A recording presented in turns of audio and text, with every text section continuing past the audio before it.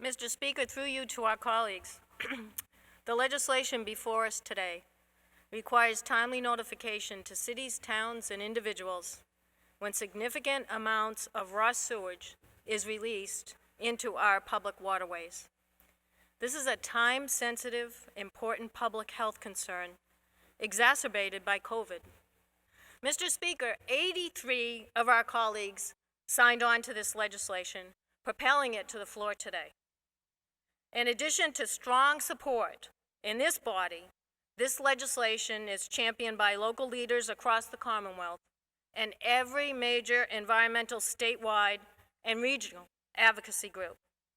Furthermore, is a critical step in preparing Massachusetts communities and our regional government structures to compete for federal dollars to upgrade our water treatment facilities. This bill will require timely public notifications when there is a sewage spill in a public water body, a requirement that Massachusetts is currently lacking. Every year in Massachusetts, nearly 3 billion gallons of untreated or partially treated sewage is discharged into Massachusetts waterways through combined sewer overflows. These overflows result from the inability of our current sewage treatment plants to process normal sewage and street runoff water simultaneously during storms. The EPA recommends that the public stay away from water contaminated with sewage for at least 72 hours. And unlike at least a dozen states, we do not provide Massachusetts residents with the information they need to take this very simple safety precautions.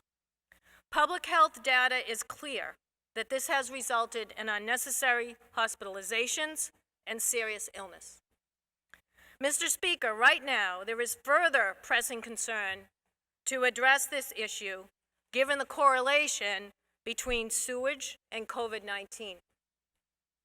As climate change accelerates, so do the frequency and intensity of storm events in Massachusetts that exacerbate sewage overflows.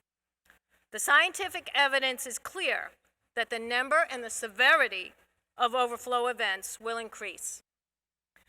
Mr. Speaker, there is also a large economic component to this legislation, very important to our local and regional economies. This legislation will promote the use of our recreational waterways and our water bodies, as the public will be informed not only of health concerns, but of the safety of the water bodies.